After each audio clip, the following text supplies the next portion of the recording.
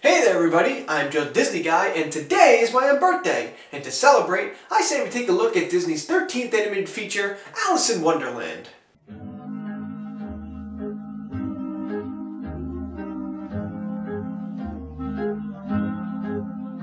When Walt Disney was a boy in school, he read a book entitled Through the Looking Glass by Lewis Carroll, a story chronicling the adventures of a girl named Alice in a strange world called Wonderland. The story captivated Walt as a child and stayed with him as he grew up and started his career in animation. Are you really that shocked that Walt Disney liked Through the Looking Glass? I mean, Wonderland is a place of endless possibilities where nonsense is accepted and encouraged. It pretty much embodies everything that we know to be Walt's imagination. In fact, Disney's first big break in the industry came thanks in part to the Alice story.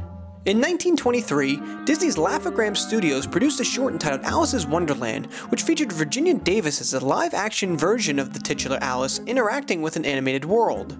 Though the company went out of business before the short could be released, Disney used the film to show off to distributors and eventually convinced Winkler Pictures to start producing more shorts in that style, entitled the Alice Comedies. A few years later, in 1936, now more established, Disney revisited Lewis Carroll's tale, this time with his company's mascot, Mickey Mouse, in Mickey Through the Mirror. So it was no surprise that when Walt decided to try his hand at a full-length animated feature, the Alice in Wonderland story was the first one that he thought to adapt. In 1932, Walt actually planned to essentially make a full-length version of an Alice comedy as a way to ease audiences into a full-length animated feature. Imagine how different the state and history of animation would have been if this Alice idea actually went through. I mean, it was a mashup between live action and animation, so would that be the standard for animated films today?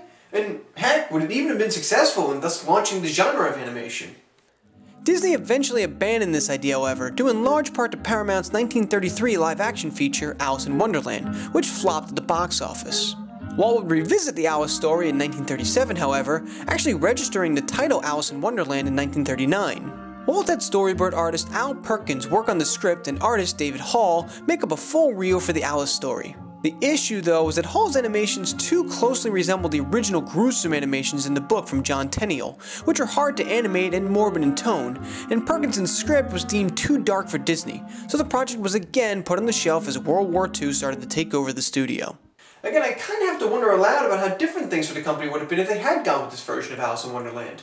I mean, you look at the concept art and you can't really tell that it's Disney, but then again in 1937, the Disney style wasn't exactly coined yet.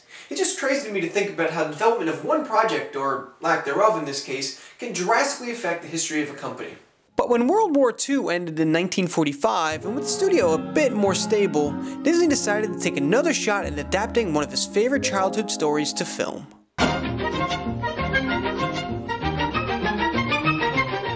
The biggest challenge that Disney and his crew continued to face was how to adapt such a dark, disjointed, and strange story into a cohesive, family-friendly film.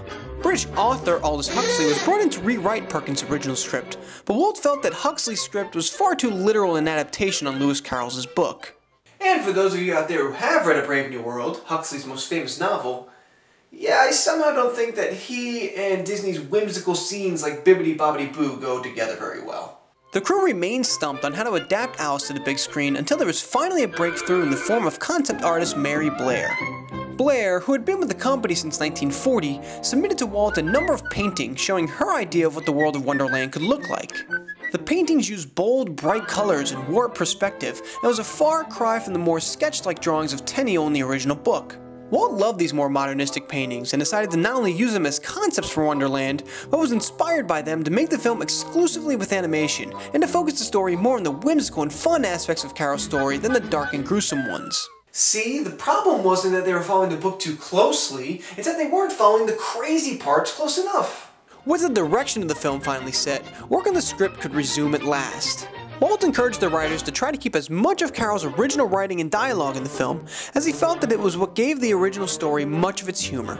And with so many story elements being in the original book, there were obviously many things written and cut from the film, including scenes with a character called the Duchess and the mythical Jabberwocky. Another major story element that was cut from the final film was a character called the White Knight, who was actually a caricature of Walt Disney and was going to teach Alice a lesson towards the end of the film. The character and entire scene was cut, however, when Walt decided that it would be better if Alice discovered the lesson on her own rather than from somebody else. It really is a shame that the character of the White Knight was cut. I always kind of liked the idea of putting Walt into an animated feature, and let's be honest here, Wonderland is the perfect place for a guy with an imagination like Walt's. The next step was finding the right voices for these unique and colorful characters, starting with the titular Alice. Back when Alice was still being considered as a live-action/animation film, Ginger Rogers was penciled in to play Alice, and there's even CDs in existence that feature her singing as Alice. However, with all the time delays and the move to full animation, Walt decided to look for a new Alice. Lisa Davis Waltz, Margaret O'Brien, and even Disney mainstay Luana Patton were all brought in for the role, but Walt eventually decided on actress Catherine Beaumont after seeing her in a small role in the film On an Island with You. The honest reason why Beaumont got the role is because, and I kid you not, she had a British accent but didn't sound too British. Imagine trying to explain that one to a casting director when looking for an actress. Other consistent Disney standbys, Sterling Holloway and Verna Felton, were added to the cast as the Cheshire Cat and Queen of Hearts, and comedians Jerry Colonna and Ed Wynn were cast as the March Hare and the Mad Hatter. Most of the cast also provided the character references for their roles as well, acting out many of the scenes for the artist to record and study. In fact, most of Ed Wynn's audio recording in the reference was put in and used in the final film. You see, Wynn was a known ad-libber, so when he was recording his reference footage, he just did what he does best. Went off the cuff and said whatever he thought was funny. But when Wynn was then later brought in to record his actual audio for the film, Walt and the other directors just didn't find those lines as funny as the ones that Wynn himself made up. So they just pulled the audio from that original recording and put it into the film. This is pretty cool because, to my knowledge at least, it's the first time that somebody really ad-libbed in a Disney film, and it set a good precedent for some of Disney's most memorable characters in later years. The animation on Alice, in general, was handled a bit differently than in previous films. With the story being so episodic, Walt gave each of his key animators, the 9 old men, their own segments to direct how they wanted, as opposed to giving them specific characters to manage like in the past. The music was also handled differently for Alice, as 30 songs, the most ever composed for a Disney feature before or since, were written for the film, most of them based on lines from Carol's novel. Some of the songs were only a few seconds long, and many of them were cut from the final film, with 18 songs still actually being in the feature. One of the songs that was cut from the film was a song called Beyond the Laughing Sky, which was supposed to be the first song sung by Alice, but was scrapped in favor of In a World of My Own. Just keep that song in mind though, as it may pop up in a future review. On Christmas Day 1950, an hour-long special featuring Catherine Beaumont entitled 1 Hour in Wonderland was aired to promote the film, and on July 26, 1951, after nearly 20 years of planning and development, Alice in Wonderland finally debuted in theaters in London, England. With their heads! So, obviously, Alice in Wonderland is a different film to say the least, but how does it compare to some of Disney's more traditional films? Well, let's start with the positives. The movie is definitely very visually interesting to look at. Mary Blair's influence is clear, and I think that the wild, vibrant colors do a good job making the film look unique and also capturing the essence of Wonderland. And really in general, I'd say the zaniness of Wonderland is pretty well noted throughout. As a viewer, you learn pretty much from the start that nothing in this world makes sense and that logic, in general, is going to be thrown out the window. Let's be honest, Disney films tend to require you to suspend your disbelief in general. But when a talking cricket and singing mice seem normal compared to this film, I'd say you did a pretty good job conveying the feeling that you wanted. And many of the characters are fun and interesting to watch as well, but that's sort of where my issues with the movie begins. It's so fast-paced and so segmented that just as you begin to like a character such as the Mad Hatter or the Cheshire Cat, they're gone almost in an instant, and in most cases, never to return. The one character who we do get to see throughout the movie, Alice, is, in all honesty, pretty bland. There's really almost no definable character traits that I can even remember about Alice after watching the film. Now granted, when put up against some of the more wild characters in the film, it can be sort of hard for somebody normal to stand out, but still, when your main character is your most forgettable one, that's an issue. Then there's just how the movie is put together in general. I wasn't too enamored by the songs, just because they were so odd and in many cases quick that they didn't exactly get stuck in your head like other Disney songs. And I've said it many times, I'm not a fan of segmented storytelling, and clearly this film has it. But even more so than that, the film is so fast-paced, so off the wall, and so just downright trippy that it can be hard to even follow the plot. Clearly the main plot is simple, Alice wants to go home, but we barely even established that concept. I think I knew that I had a problem with this during Alice's big revelation scene, because I didn't even realize that a revelation needed to be made in all honesty, because the film seems so caught up in capturing and expressing the surrealism of the world. Here's my thing with surrealism in films. It's a lot like salt and spices in food. A little bit here and there, and it's not bad and can actually enhance the overall product. but too much of it and it just overpowers everything. The movie actually does slow down a bit after Alice's revelation scene, and by slow down, I mean actually stays in one location for more than 5 minutes. And though there's still a lot of silliness and craziness that goes on with the Queen of Hearts, at least here it felt like the film had some structure, and I'm okay with that. Really, if the entire film was in this style, surreal and nonsensical, but not as intense in pacing with a little more structure and plot and locations, I probably would have enjoyed it more. Bear in mind, these are all just my opinions, and I actually encourage you to go watch the movie yourself and make your own evaluation.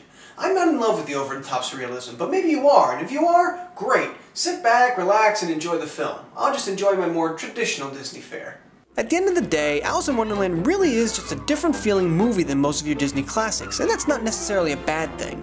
Different is good, it keeps things fresh and interesting, and my issues with Alice in Wonderland aren't really because it's different, it's more because it's just not my style of movie, and honestly, I just feel it's not as strong, character or plot-wise, as many other Disney films.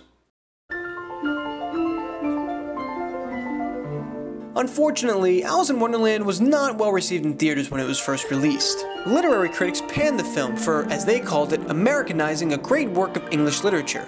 But of course, Walt was no stranger to literary critics disapproving of his work, so that didn't really bother him. What did bother him, however, was the general apathy that audiences showed the film. Despite costing the studio about $5 million to make, the film only brought in $2.4 million domestically. Walt would reason that he felt the film failed because the main character of Alice lacked warmth and heart, while animator Ward Kimball argued that it was more just a case of having too many cooks in the kitchen. Personally, I think that both of them are right, and that the movie's troubles can be attributed to both of these things.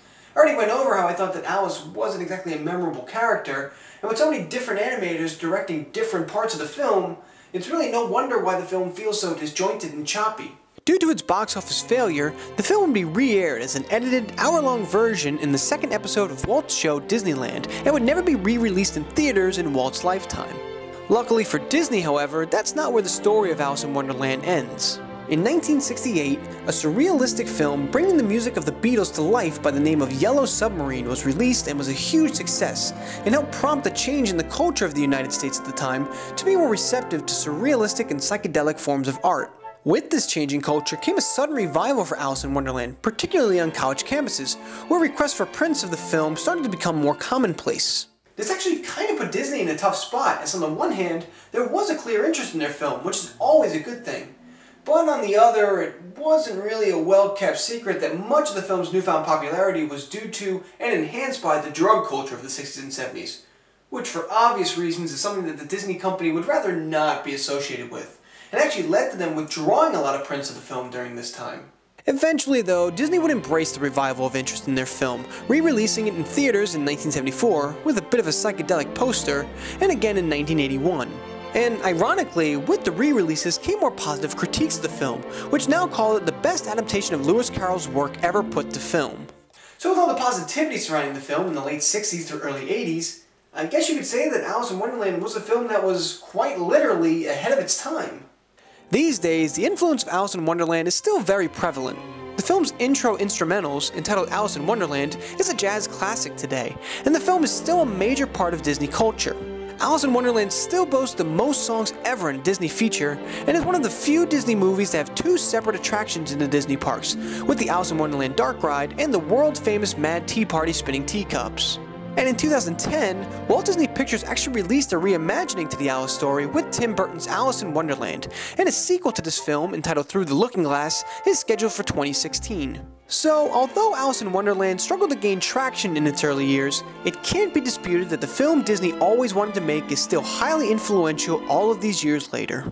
Well guys, that wraps it up for me this week. I hope you all enjoyed, and let me know what you think about Alice in Wonderland. I'd be very curious to hear. Also, thanks for bearing with me through a little bit of a break to allow me to recharge and refresh. Believe me, it's much appreciated. Also, make sure you subscribe to my channel, check out last week's video, next week's video, and of course, the Disney Guy Review playlist. And I'll see you all next week.